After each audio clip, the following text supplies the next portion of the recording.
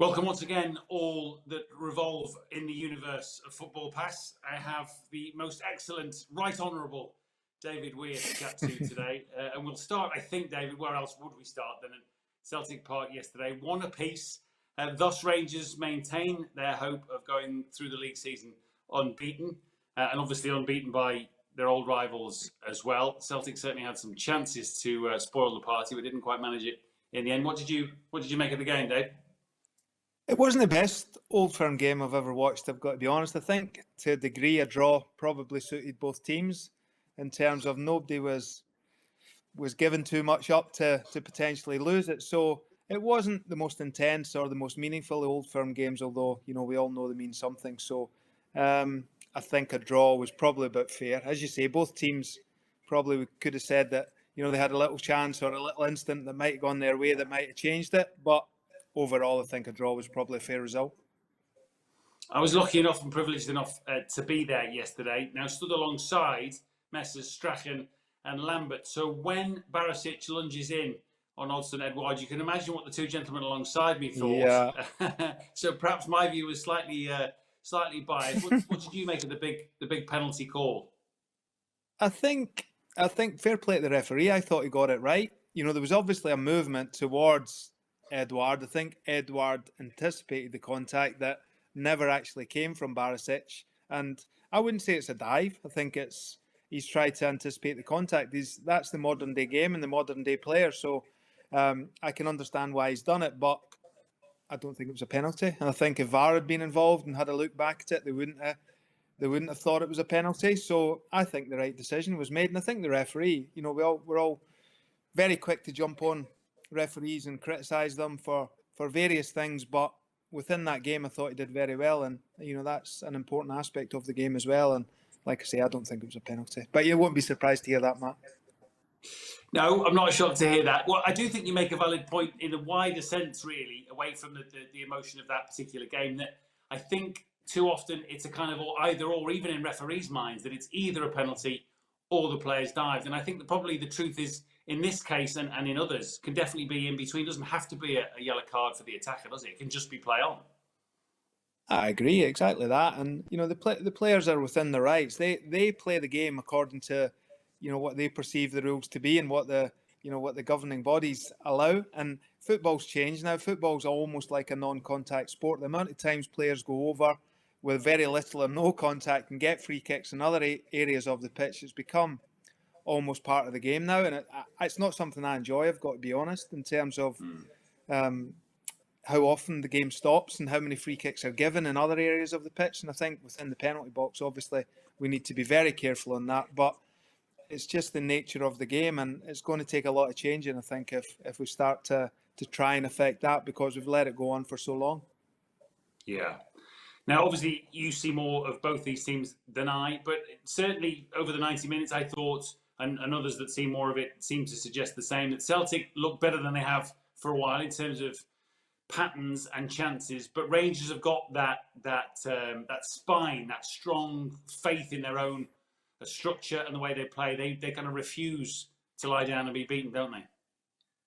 They do, and they've got a great consistency in their team, in their selection. Even when one or two players are missing and they bring replacements in, the level doesn't seem to drop. There's a real consistency of style and selection and performance from the Rangers team. Celtic are still trying to find themselves, I think. Undoubtedly they've got very talented players, and you saw that in the game yesterday. Some players who can change the game and win the game on their own, but at the minute, for me, Rangers are just a better team, better organised, longer together, a lot more consistency. They know what their best teams is, their better players are, and they're capable of getting results consistently, as they've shown, throughout the season. And the defensive record is incredible. Yeah, no, absolutely. Well, I guess we'll see what happens when they meet at Ibrox in terms of that unbeaten run. They could, of course, be drawn together in the Scottish Cup to boot, so the story isn't quite written yet. I thought it was a nice touch and a meaningful one before kick-off, when Scott Brown emerged with the rest of the Celtic players to warm up, that he went straight over to Glenn Kamara to embrace him and show a bit of solidarity after what had gone on Thursday night. I thought that was important for the two teams involved. Yeah, I agree. It was, and it was a great gesture by Scott Brown. And, we know the type of guy he is. So he's more than capable of doing something that, and it reflects well on him, and it reflects well on Celtic as a club that he did that, and the club, also allowed that to happen. So I think it's right. There's no doubt that I was at the game on Thursday at Ibrox, and it wasn't pleasant. I think we were all shocked. We're all still shocked by what seemed to go on.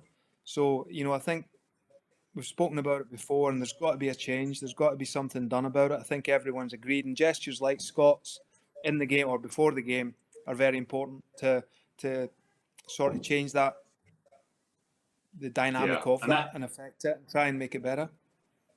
That brings us on to an announcement, I understand, from the Scottish team that ahead of their first World Cup qualifier against Austria later this week, they, rather than obviously what has become habitual in terms of taking a knee before kickoff, they will stand together to show their solidarity and support for Glenn Kamara. I think that's an interesting move as well, and one that I hope will strike the right tone. Yeah, and I think we've constantly got to be evolving it. I think taking the knee served its purpose. I think it was the right thing to do at the time. I think now it may have gone, it's getting probably to the end of its shelf life, in my opinion. And I think some teams and clubs are agreeing with that. So it's taking it on to the next stage. We can't let the narrative drop. We can't, these things continue to happen. It's not going to go away. We can't ignore it, and we can't just hope it goes away. We've got to act. And the powers that be, the authorities, have got to see that the players care about this, and the players are going to do whatever it takes to make it better, because it's unacceptable in any way, shape or form. So credit to Rangers and Celtic at the weekend, credit to Scotland as well for keeping the narrative going and showing everyone how important it is. Yeah, well said, Davey, well said. And how do you fancy Scotland's chances against an Austria team that's obviously not short of its own talent? Some well-known names turning out for them these days, some superstars, I guess, particularly in the case of David Alaba. So it's a test. It will be, and it's a World Cup qualifier as well, so it's a major game, and it's come around really quickly, and it's almost sneaked in sort of under the radar. The game's only a couple of days away, and it's not really been spoken about, or doesn't feel like it's been spoken about that much, but these games are going to be really important moving forward for us as a country. And Scotland national team's in a good place. I know the last couple of results weren't ideal, but we've qualified for a tournament which we've spoken about for so long. We've got a really attractive squad, a real good quality in the squad. We're adding to it now with Che Adams coming in, who's again is a good player who's going to affect the team. And there's good competition right throughout the squad. So I'm excited about the national team. There's a lot of good young players out and about getting good minutes as well. So this will be a really important game for us in our campaign, and to get off to a good start, to beat one of our main rivals for qualification, makes this a really big game. And am I right in thinking Scotland play the Czech Republic in the not too distant future? That might be in the summer, is it, rather than in these World Cup qualifiers, if memory serves? But in any case, I think there's a meeting quite soon. That'll be fairly charged in light of recent events. Yeah, I'm sure it will. It's probably good that it's a few months away. That I think it might have been a little bit too early just to have that this week. So yeah, that will have an interesting dynamic, of course, and hopefully, there's been some action in between in terms of the investigation. There comes to a conclusion that's the right one, and then we can move on from that and move forward and get better at dealing with the issues that are obviously there within not just football but the world in general.